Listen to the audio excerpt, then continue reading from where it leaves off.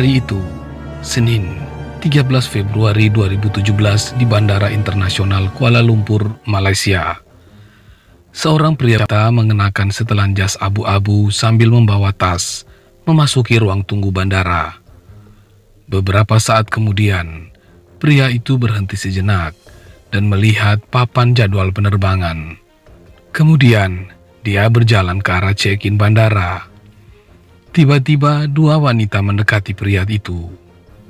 Satu wanita berbaju putih, lalu mendekati pria itu dan membekap wajahnya dengan kain. Kejadiannya berlangsung sangat cepat dan hanya beberapa detik. Setelahnya, kedua orang itu kabur seolah tidak terjadi apa-apa. Pria ini lalu melaporkan kejadian yang dialaminya itu ke petugas bandara. Saat melaporkan kejadian, pria ini memperagakan cara kedua wanita itu menyerangnya. Sambil diantar petugas, dia lalu menuju ke klinik bandara. Saat berjalan menuju klinik, pria ini masih terlihat normal dan seperti tidak terjadi apa-apa dengan dirinya. Namun, setelah beberapa saat di dalam klinik, tiba-tiba dia tidak sadarkan diri. Pada akhirnya, pria ini meninggal dunia saat dalam perjalanan menuju rumah sakit.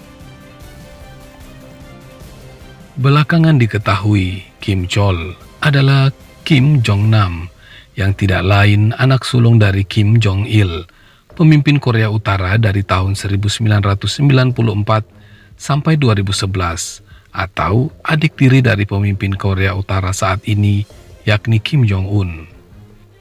Dia berada di Malaysia menggunakan paspor palsu dan hendak menuju Makau melalui Bandara Internasional Kuala Lumpur. Setelah kematiannya, dunia heboh. Polisi lalu menangkap Siti Aisyah dari Indonesia dan Doan Tai Huong dari Vietnam. Huang ini diyakini petugas sebagai pengalih perhatian, sementara pembunuh sebenarnya yang diduga agen bayaran Korea Utara adalah seorang pria. Pelaku menyamar menjadi perempuan dan dengan cepat membekap korban dengan sapu tangan atau kain yang sudah dicampur racun risin. Penyelidikan terhadap kematian Kim Jong Nam terus bergulir. Pemeriksaan postmortem sudah dilaksanakan, tetapi pihak rumah sakit di Kuala Lumpur, Malaysia yang menanganinya belum dapat menyiarkannya kepada halayak. Tidak berapa lama kemudian, kedua wanita yang diduga sebagai pelaku pembunuhan akhirnya diketahui. Keduanya akhirnya ditangkap. Siti Aisyah ditangkap polisi di sebuah hotel di Selangor, Malaysia. Dalam pernyataan resminya, polisi di Raja Malaysia menyatakan Aisyah ditangkap pada 16 Februari tahun 2017 pukul 2 tengah malam waktu setempat, 2 hari setelah Jong Nam tewas.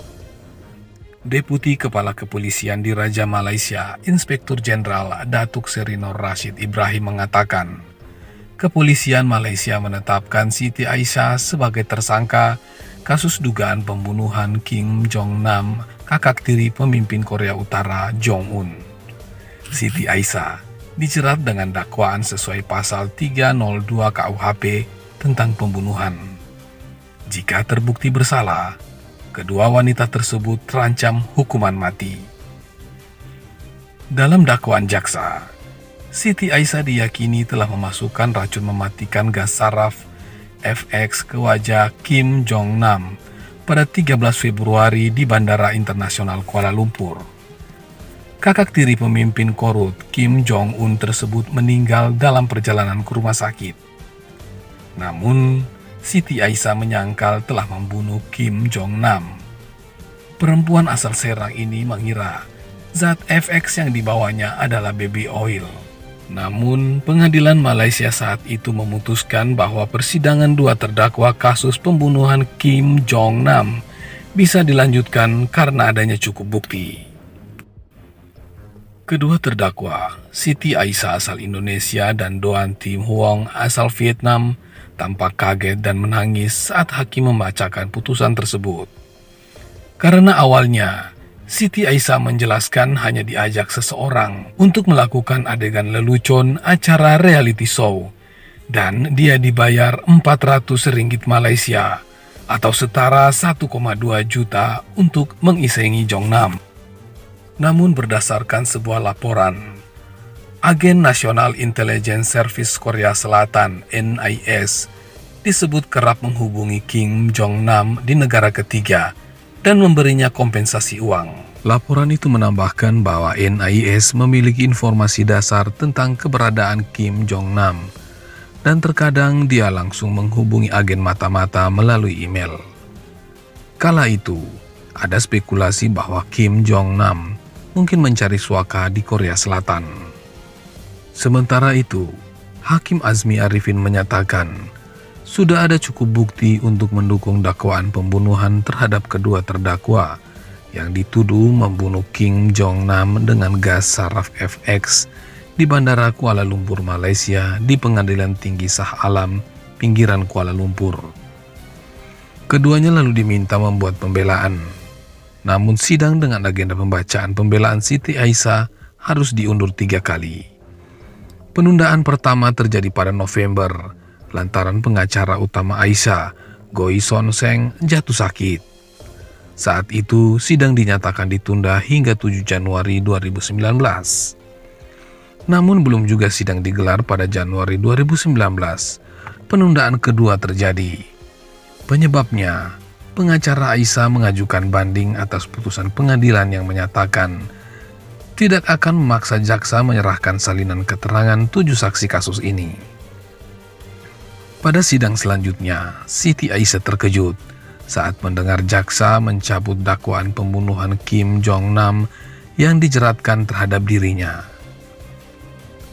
Hakim Azmin Arifin akhirnya mengabulkan pencabutan dakwaan. Aisyah dibebaskan dari tahanan hari itu juga. Putusan pembebasan Aisyah ini menjadi langkah mengejutkan, lantaran pada hari yang sama, persidangan kasus ini memasuki agenda pembelaan untuk Doan Thi Huang, terdakwa asal Vietnam. Pengabulan permohonan ini berarti dakwaan terhadap Aisyah dicabut, bukan digugurkan. Jaksa Iskandar Ahmad yang mengajukan pencabutan dakwaan pembunuhan terhadap Aisyah enggan menjelaskan alasannya. Diketahui, Kim Jong-nam adalah anak sulung dari Kim Jong-il. Sejak sekitar tahun 1994 hingga 2001, dia dianggap sebagai pewaris tahta dari ayahnya. Namun dia dianggap tidak disukai setelah mempermalukan rezim ini pada tahun 2011. Kim Jong-nam lalu diasingkan dari Korea Utara pada tahun 2003. Sesekali dia menjadi kritikus terhadap rezim keluarganya. Adik tiri dari pihak ayah yang lebih muda, Kim Jong-un, ditunjuk sebagai pewaris pada September tahun 2010.